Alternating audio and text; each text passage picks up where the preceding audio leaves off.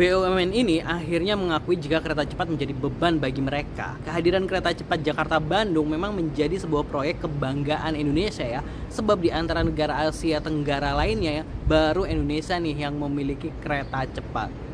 Mungkin nih negara Asia Tenggara lainnya ini masih menimbang untung ruginya lebih jauh nggak sih, atau masih mikir sepenting apa nih kereta cepat buat negara mereka. Apalagi rata-rata negara Asia Tenggara ini masih tergolong negara berkembang.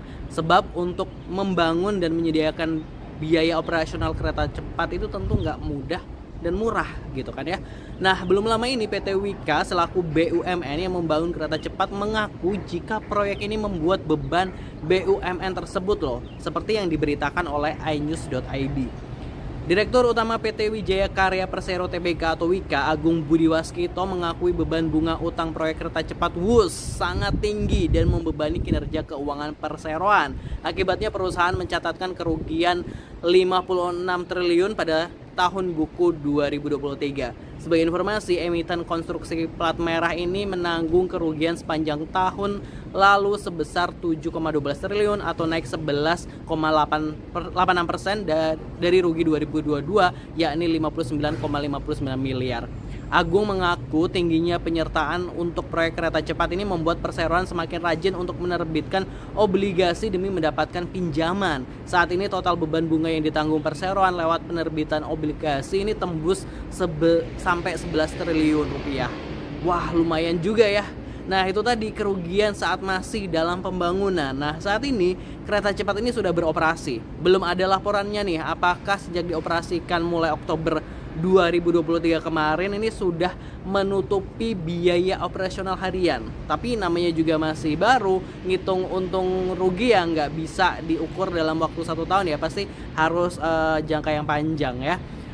Kan bisa juga nih masih merugi kalau dalam 1 tahun ini, karena melansir dari BBC Indonesia nih, pengamat ekonomi Kelios memperingatkan bahwa proyek kereta cepat bisa lebih lama balik modalnya dari perkiraan dan berpotensi membebani keuangan negara.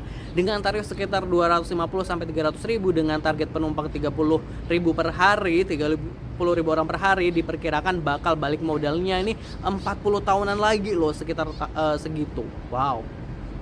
Saat ini rekor tertinggi penumpang kereta cepat adalah 24.135 dalam sehari di tanggal 5 Juli kemarin. Itu pun karena peak season alias lagi musim liburan.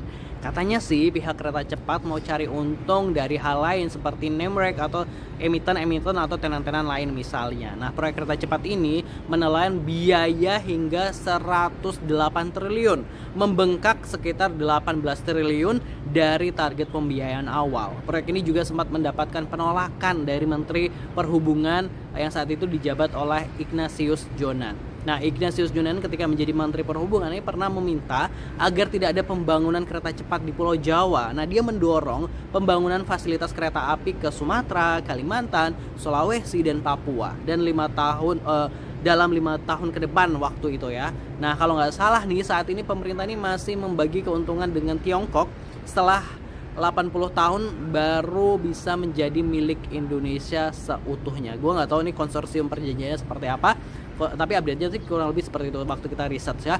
Nah, belum sukses membuat kereta cepat Jakarta-Bandung balik modal, pemerintah ini rupanya udah ancang-ancang nih buat bangun kereta cepat Jakarta-Surabaya. Ceritanya sih gitu. Tapi nggak tahu juga apakah kereta cepat Jakarta-Bandung ini juga akan menjadi pertimbangan presiden terpilih berikutnya untuk meneruskan pembangunan kereta cepat Jakarta-Surabaya atau proyek-proyek kereta cepat seperti ini, sebab kan ada janji makan bergizi gratis yang juga butuh anggaran yang gak sedikit juga kan.